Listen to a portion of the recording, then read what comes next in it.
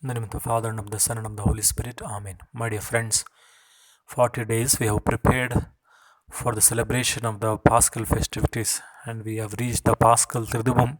Today is the Maundy Thursday. Maundy comes from the Latin word mandatum, which means the command. Today we commemorate the liberation of the Israelites from Egypt, and for the eternal memory of this, the Lord gave the celebration of the feast of the Passover, means passing over from Egypt to the promised land. Therefore, on that night, the final sign the Lord made so that to break the heart of the Pharaoh, to give permission for the Israelites to proceed to offer worship to the Lord in the wilderness. That is, the Lord asked them to select a male goat of 1 year without blemish, to cut it and to sprinkle the blood on the lintels of the doors, so that at night when the angel of the Lord goes throughout the Egypt, all those in whose doorpost he doesn't see the blood, the firstborn of that house, beginning from animals to the human person, was slaughtered. So, including the son of the Pharaoh. Therefore, Pharaoh changes his mind and he agrees Israelites to send them for worship. However, that night the Lord said that the entire sheep should be roasted over fire, and with slippers on they must eat the unleavened bread, because that night they have to start the journey. And this was the memorial of the Passover every Jew was to celebrate with his family. And to celebrate the same Passover, the Lord had sent his apostles to arrange it in the upper room. Having seated in that Passover and having ceremonically celebrated the Passover, the Lord institutes the covenant of this new covenant, which he will seal with his own blood and flesh the next day on the cross. Symbolically, the Lord does it. Now, the celebration of God's love. Today we celebrate three aspects of love. The first aspect is the commandment of love. That love is not an affection or feeling, not in words, not in the air, but love should be expressed concretely in actions. And to do that, Jesus himself got up from the table and he began washing the feet of the apostles and said, "If I, your master and Lord, has washed your feet, you ought to wash one another's feet." Therefore, this is the new commandment of the Lord. The Lord has given, love one another as I have loved you.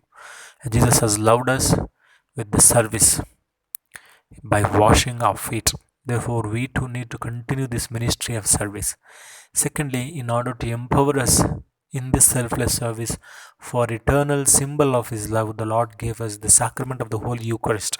In the speeches of bread and wine the Lord sacramentally instituted that sacrifice which He would offer Himself on the cross as a priest, victim, and as the altar.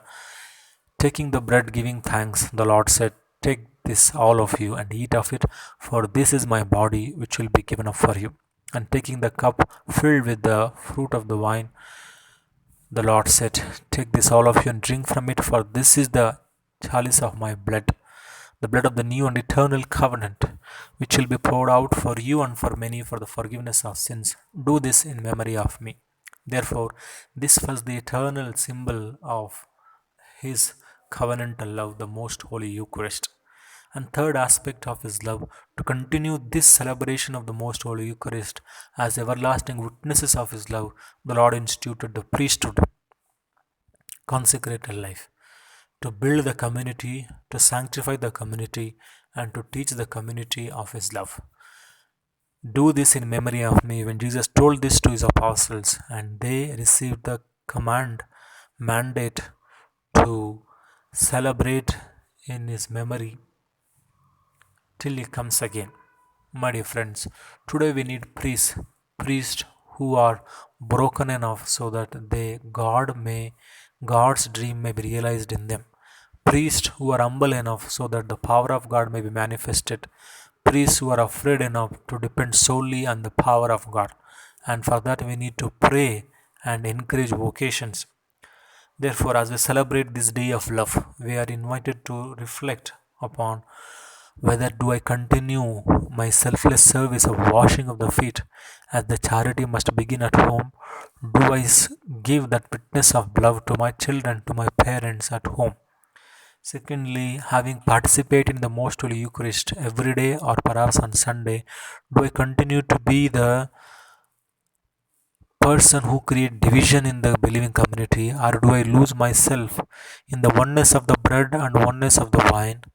Just as so many wheat grains are crushed and they are formed one bread, and so many wine are crushed and make the wine, so grapes are crushed and make the wine. Whether we do lose our selfishness in the believing community, do I build community of fellowship and love? If we do participate in that Eucharist, and if we go again and discriminate and faithful against the language, caste, and color, then we are lying about the Eucharist. And finally, my dear friends, in order to perpetuate this commandment of love, the sacrament of Eucharist, do we dare to send our sons and daughters as an everlasting witnesses of Christ's love?